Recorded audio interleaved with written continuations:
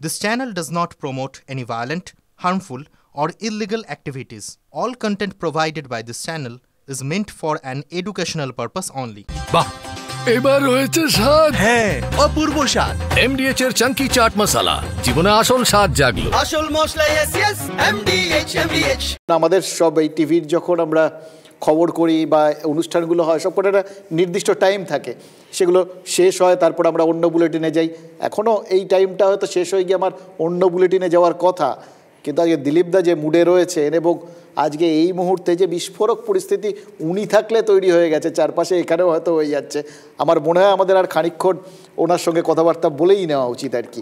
বিস্ফোরণটা হব করছে এইটুকুনি শুধু বুঝতে পারছি। বিধানসভায় বা লোকসভায় কোনো বিলের জন্য সময় থাকলে যদি চর্চা করতে সময় 6টায় ক্লোজ হবে, তো চলছে, তো মাননীয় স্পিকার বলেন যে মাননীয় সদস্যগণ আমরা চাইছি 1 ঘন্টা সময়টা বাড়িয়ে দিতে, আপনারা রাজি? হ্যাঁ বলে উনি শুরু করে দেন, আপনি সেরকম করে দিন। সেটাই কন্টিনিউ করছি আমি। আমার একটা কথা বলুন, এই যে দলের এখন যে লিডারশিপ রয়েছে এইটা নিয়ে বিজেপি যে দীর্ঘদিন ধরে স্বপ্ন দেখছে বা সামনে আবার 26-এ ইলেকশন রয়েছে বিধানসভা, দল ক্ষমতায় আসতে পারবে আপনি বিশ্বাস করেন? আসতে পারবে বলে বিশ্বাস করি না, আসবে। গতবারে আমরা বললাম না 10% থেকে 38% জাম্প করেছিলাম, 3 থেকে 77-এ গেছিলাম। 200 বলেছিলেন, 77-এ পৌঁছেছিলেন। 500 বললে কি যায় আসে, টার্গেট তো রাখতেই হবে। আর ছোট টার্গেট বিজেপি কোনোদিন রাখে না। এবারে 400 রেখেছিল, হয়নি, কি আছে 240 হয়েছে, তাহলে ছোট মন করবো নাকি? বড় পার্টির মন বড়, উদ্দেশ্য বড়। এবার তো টার্গেট একটু কমিয়ে দিয়েছেন, তাহলে আরও কমে যাবে কি 77-এ? টার্গেট ওখানেই থাকবে, সেটা তো সময় আসছে, দেরি হচ্ছে। নির্বাচনী প্রস্তুতি শুরু হোক, পার্টির এখনও সাংগঠনিক যে পরিবর্তন ইত্যাদি সেটা এখনও শেষ হয়নি, সেটা হবে। তারপরে পার্টির সমস্ত ক্রিয়াকলাপ যা আছে রীতি পদ্ধতি মেনে কমিটি হয়ে যাবে, তারপরে নির্বাচনী প্রস্তুতি হবে। যে পার্টি যেমন প্রথমবার আমরা তখন নতুন ছিলাম, আমাদের বুথ নাই, অভিজ্ঞতা নাই, ট্রেনিং নাই, তাই অনেক আগে থেকে শুরু করতে হয়েছিল। এখন সব রেডি আছে, বাজনা বাজলো, যুদ্ধের ঘোড়া লাফাবে, ঘোড়া ঠুকবে তাল। তো আজ আমরা একাধিক নির্বাচন লড়েছি, বারবার একরকম ভোট পেয়েছি। আজকে আমাদের যেমন পুরনো অভিজ্ঞ নেতা সামনে আছেন, সেরকম আমাদের যারা এমএলএ এমপি হয়েছেন না, তারাও অভিজ্ঞতা হয়ে গেছেন ইলেকশন লড়া, জিতা, হারা। দিলীপ ঘোষ একা ছিল, নিজে কোনো নির্বাচন লড়েনি, বাই চান্স লড়েছিলাম, জিতে গেলাম। তারপরে তখন যারা এলো সব যুবক, কাঁচা চুল, আমি একা পাকা ছিলাম, তারা লড়াই করেছে। সেজন্য আমরা অনেক ইলেকশন অভিজ্ঞতার অভাবে হেরে গেছি। 21-এও তাই হয়েছে। অথচ দেখুন যে সামনে ইলেকশন আছে, আপনারা ভাবছেন আসবেন, সেখানে আপনাকে কেন্দ্র করে দলের মধ্যে নেতৃত্বের লড়াই কী হবে, নিজেদের মধ্যে গণ্ডগোল, এই সমস্ত চলছে। আপনার নিজের মনে হচ্ছে না আপনি দলের সম্ভাবনা নষ্ট করে দিচ্ছেন? শুনুন, সব জিনিসের ভালো মন্দ দুটোই থাকে। এই সুযোগে কার্যকর্তারা একটু দৌড়াদৌড়ি করছে, তারা কিছু লিখতো না, ফেসবুক করতো না, খোঁজ নিত না, একটুখানি নিরাশ ছিল, দূর কী হবে, কবে ঘোষণা হবে, আপনারা এরকম করে লোককে বুঝিয়ে আর কিছু হবে না, ঠান্ডা ছিল। যখন ঝাঁটি করলে একটুখানি অ্যাক্টিভ হতে হয়, দৌড়তে হয়। আমার পক্ষে লিখুক বিপক্ষে লিখুক, সে তো লিখছে, আমার সম্বন্ধে তো লিখছে, পার্টির মধ্যে তো গতিবিধি হচ্ছে, আমি এটা খারাপ দেখি না কিছু। কিন্তু পার্টির মধ্যে যে সিস্টেম আছে না, ঘোষণা হয়ে যাবে, সিস্টেম রেডি হবে, বৈঠক কমিটি হয়ে যাবে, সবাই লেগে পড়বে, আবার সবাই তখন টার্গেট হবে নির্বাচন। আপনি যদি মানুষের সামনে বড় উদ্দেশ্য না রাখেন না, সে মানুষ তখন গুঁতোগুঁতি করে না। কিন্তু দেখুন, আপনার এমন একটা পরিস্থিতি তৈরি হয়ে গেল যেখানে আপনাকে আপনার দলের কোনো সাংসদ সম্পর্কে এমন কিছু কথা বলতে হচ্ছে যেগুলো মানে হয়তো নর্মাল কোর্সে আপনার দলের বা আমি বলতে যাইনি করে নামে, আপনাকেও তো সেই জবাবদিহি করতে হচ্ছে। এরকম থাকি বললে একটুখানি আমিও বলি, যারা বলছে বলার দরকার মনে হয়েছে আমার। কিন্তু আপনার বিরুদ্ধে যা যা অভিযোগ উঠেছে সেই অভিযোগগুলো আপনাকে শুনতে হবে কোনোদিন ভেবেছিলেন?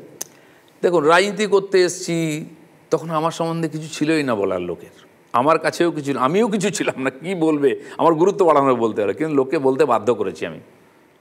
আমার বক্তব্য বলুন, ভাষণ বলুন, আপনারা শো করেছেন ঘন্টার পর ঘন্টা। কে? দিলীপ ঘোষ, আপনারাই দিলীপ ঘোষ বানিয়েছেন।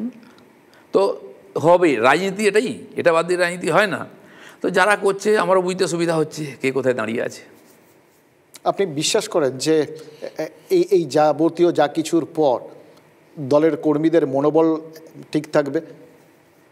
দেখুন, কর্মীদের মনোবল হেরে গেল বিজেপি রাজনীতিতে, মন খারাপ হয়। গুজরাটে জিতে গেল, তারাই মিষ্টি খায়। তারপরে এতে হেরে গেল, কি বলে, বিহারে হেরে গেল বা ওখানে ফিরে গেল, রোজ এটা হতো, মিষ্টি নিয়ে চলে এলো। কী রে দাদা, গুজরাটে জিতে গেছি আমরা, আমি এখানে কবে জিতবি? আমি কোনোদিন মিষ্টি খেতাম না, যেদিন বাংলা জিতবে সেদিন খাবো।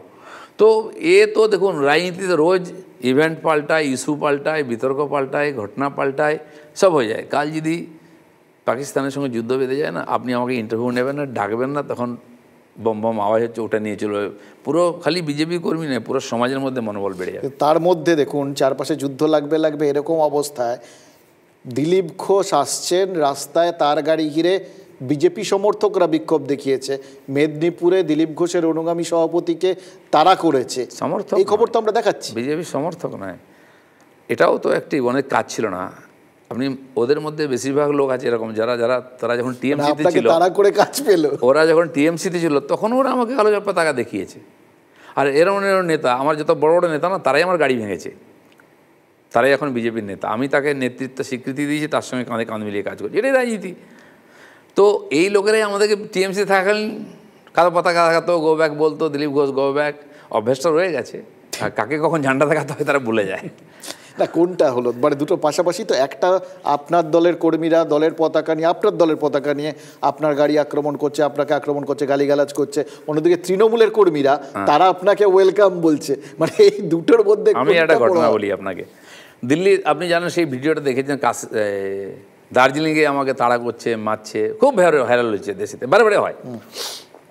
আমি ওইখানে যখন গিয়েছিলাম বিজয়ার পরে, তখন গুরুং টুরুং আমাদের অ্যালায়েন্স ছিল, কিন্তু জেলে ছিল, খুব হতাশ ছিল।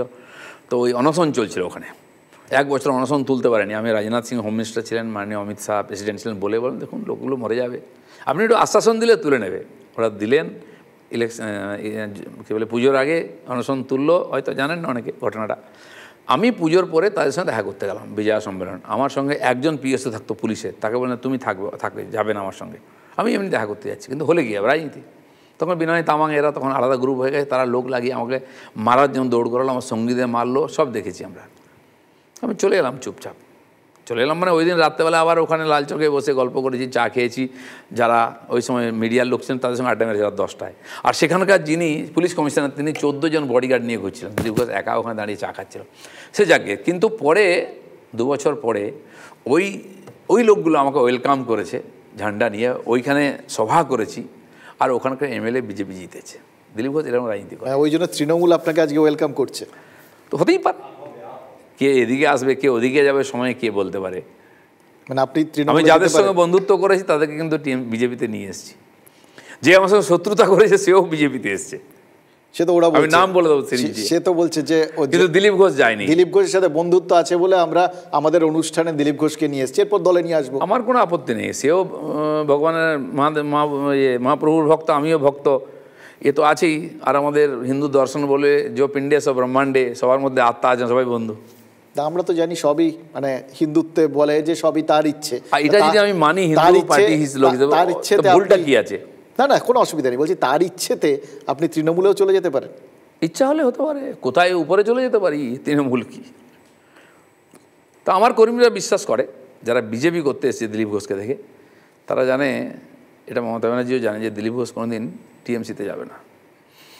আমার সঙ্গে একবার দেখা হয়েছে, বিধানসভায় একটা বৈঠক ছিল, বললেন আপনাকে মজার কথা বলি।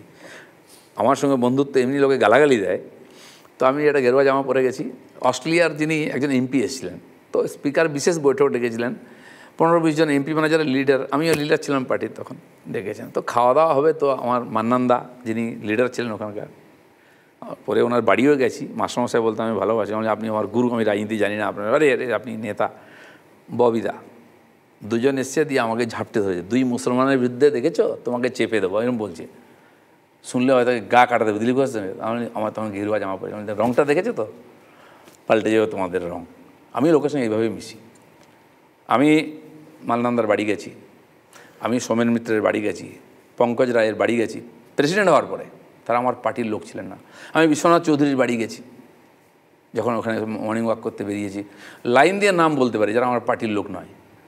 আর যাদের বাড়ি যাইনি, বন্ধুত্ব করেছি, তারা পটে আমার বাড়িতে এসছেন, তারা এমএলএ এমপি হয়েছেন। জিজ্ঞেস করুন দিলীপ ঘোষ কী করেছে। আর আমি বন্ধুত্ব করতে পারি বলে পার্টিটা বেড়েছে। এই সবার সঙ্গে আপনার অবারিত দ্বার, এবং সব এটা যদি ভুল হয় তাহলে আমি ভুল করেছি।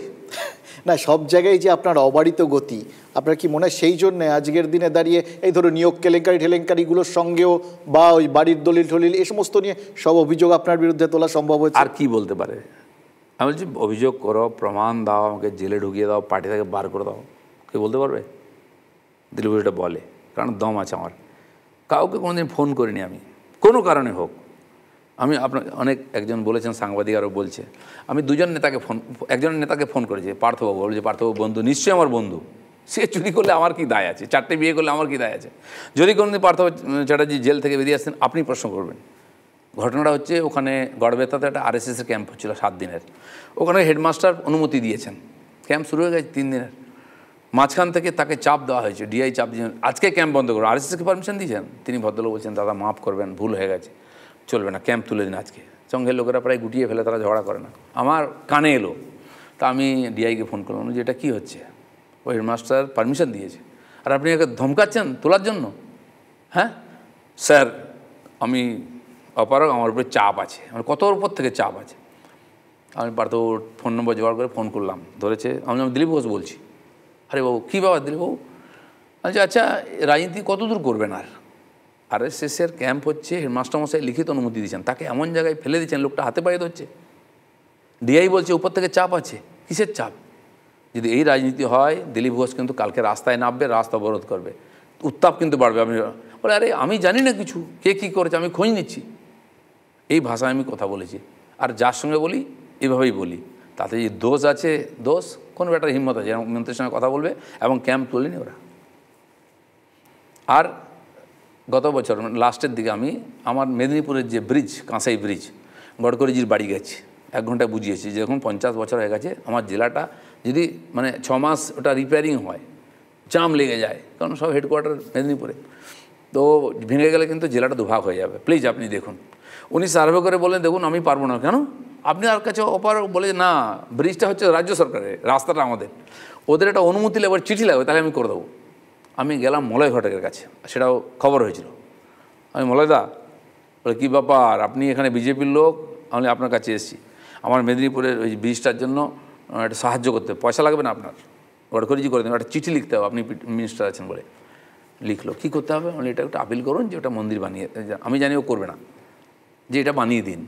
বলে এলাম, একটু প্লিজ, আমি চিফ সেক্রেটারি লিখলাম, আপনি একটা চিঠি লিখুন। কেউ লেখেনি। আমি ওখানকার পঞ্চায়েত আমাদের ছিল, প্রধানকে চিঠি লিখালাম, কিন্তু হবে না ওটা আমি জানি। তা আমি একটা অন্য রাস্তা নিলাম, ওখানকার চিফ ইঞ্জিনিয়ার PWD ধরে, তাকে দিয়ে জোনাল ইঞ্জিনিয়ারকে ধরে, বলে হবে না, মানে এর কি পেয়েছেন নাকি? 304 কোটি টাকা আমি আমার আমলে ওটা করিয়েছি, ব্রিজ হয়েছে, তার জন্য মলয় ঘটকে গেছিলাম, কিন্তু কাজ করেনি। কিন্তু সেই মেদিনীপুর থেকে আপনাকে সরিয়ে দেওয়া হলো, একদম কোনো অভিমান টভিমান আপনার একদম নেই? আপনি এত সংবেদনশীল মানুষ। অভিমান তো হয়েছে, তার চেয়ে বেশি স্বাভিমানী আমি। স্বাভিমানে লাগলে সব করতে পারি আমি, সেই জন্য আমি বলে যেতে পারেন। পার্টির লোক আমাকে কেউ জিজ্ঞেস করেনি দাঁড়াবে কিনা, কোথায় দাঁড়াবে। বরঞ্চ আমার সংগঠন মন্ত্রী সন্তোষজি 1.5 বছর আগে বলেছিলেন, क्या दिलीप दा मेदिनीपुर ठीक है ना, वहीं लड़ना है, उन्हें लड़ना है तो वहीं, नहीं तो नहीं, कोई और नहीं तो लड़ना है हमको। মাননীয় সর্বভারতীয় সভাপতি নাড্ডাজির সঙ্গে সেপ্টেম্বরে কথা হলো, তখন কেন্দ্রীয় কমিটিতে যারা MP ছিলেন তাদেরকে ওখান থেকে বাদ দিয়ে বলা হলো, নিজের জায়গায় চলে গিয়ে লড়াই করুন, 6 মাস আছে, আপনাকে সংগঠন থেকে বাদ দেওয়া হয়েছে। আমাকে বললো আপনার বারে, ওকে ঠিক আছে না দিদি, ওকে। কিন্তু হঠাৎ 1.5 মাস আগে বলা হলো আপনাকে বর্ধমান যেতে হবে। পার্টির বলার হিম্মত নেই কারো, যে কোনো কে বলেছে, কেন বলেছে, আমার দরকার নেই। আমি একজন সিপাহী, সঙ্গের লোকেরা আমাকে বললেন, তাদেরকে হয়তো বলা হয়েছে, বরিষ্ঠ কার্যকর্তা বলেন যে দেখুন এরকম ঠিক হয়েছে, আপনাকে বর্ধমানে লড়তে হবে। কেন? আমি টিকিট চেয়েছি। আর শুনুন, আপনারা আমাকে পাঠিয়েছেন রাজনীতিতে সংগঠন করার জন্য, নেতা হওয়ার জন্য নয়। কিন্তু পাকে চক্রে কেউ নাই বলে আমি নেতা হয়ে গেলাম। সুব্রত চ্যাটার্জি অর্গানাইজ সেক্রেটারি, আমি প্রেসিডেন্ট, দুজনেই প্রচারক। আমরা সংগঠন বুঝি, সংগঠন করার ছিল, সংগঠনের কাজ হয়ে গেছে। 41% ভোট পেয়ে গেছি আমরা 19-এ, আর এটা 24। কেন আমার আর রাজনীতির দরকার নেই, লড়ার কথা নেই, ভোট লড়বো না, রাজনীতিও করবো না, আমাকে মুক্তি দিন। আর কারণ যে ডিসিশন হয়েছে এটা ফেয়ার নয়, আপনারা রাজনীতি করেন না, বোঝেন না। আর দিলীপ ঘোষ কোনোদিন অসফল হয়ে কোনো কাজ থেকে যায়নি, আমি রাজনীতিতে অপমানিত হয়ে যাব না, সেজন্য আমার ক্লিয়ার মত। কিন্তু যেহেতু আমি ছোটোবেলাতে RSS স্বয়ংসেবক সংঘের অধিকারীরা বলে দিলেন ওটা আদেশ, না আমাদের ইচ্ছা, আপনি ওখানে স্বাভিমানের কথাটা আমি চলে গেছি। আপনার স্বাভিমানে লাগলে আপনি দলকে শিক্ষা দিতে তৃণমূলে যেতে পারেন। তৃণমূল কেন যাবো? দলকে শিক্ষা দেওয়ার অনেক জায়গা আছে, আর দলকে শিক্ষা দেবোই বা কেন? দলটা ছেড়ে দেবো, আর দল ছাড়বো না, রাজনীতি ছেড়ে দেবো। মানে সেই অর্থে কেন যাবো? TMC খুব ভালো জায়গা নাকি? না, খুব ভালো লোকেরা থাকে ওখানে। যারা এটা বলে তারা খুব উঁচা কথা বলে। দিলীপ ঘোষের স্ট্যান্ডার্ড TMC অনেক উপরে। দিলীপ ঘোষ একটা পার্টি খাড়া করেছে, তারা চামচাগিরি করে পেট পোষে না ওখানে গিয়ে। আমার ডাল রুটির জন্য রাজনীতি করতে হয় না, আমি মিশন নিয়ে এসেছি, রাজনীতি করতে আসিনি, আমি সমাজের কাজ করতে এসেছিলাম। তো সমাজের কাজ রাজনীতি ছাড়া তো করা যায়। বহু লোক সারা জীবন আমার দেশে এরকম হাজার হাজার মহাপুরুষ এসেছেন যারা সমাজসেবা করেছেন, সে আধ্যাত্মিক দিক দিয়ে, সাংস্কৃতিক দিক দিয়ে, সমাজসেবার মাধ্যমে। আমি তাদেরকে থেকে অনুপ্রাণিত হয়েছে। বিবেকানন্দ রাজনীতি করেছিলেন নাকি? অরবিন্দ রাজনীতি করেছিলেন নাকি? তাদের অসম্পূর্ণ কাজ অন্যভাবে করা যায়। শ্যামাপ্রসাদ রাজনীতি করেছিলেন, তার কাজ আমি এখন করছি, সেটা না অন্যভাবে করব। বহু মানুষ বহুভাবে বলেছেন সমাজে কাজ করার জন্য। আমার এটাই মিশন। তো পার্টি আমাকে সুযোগ দিয়েছে, টিকিট দিয়েছে, এমএলএ বানিয়েছে, এমপি বানিয়েছে, নেতা বানিয়েছে, আর কি দেবে? তো এর পার্টির প্রতি আমার কোনো ক্ষোভ নেই। যতদিন পার্টির প্রয়োজন হবে আমি রাজনীতি করব, আমার কোনো প্রয়োজন নেই। MDH চানা মশলা। এখন ছোলা হোক বা বরবটি দানা, সাদা চানা হোক বা কালো, সব রান্নাই হবে অসাধারণ।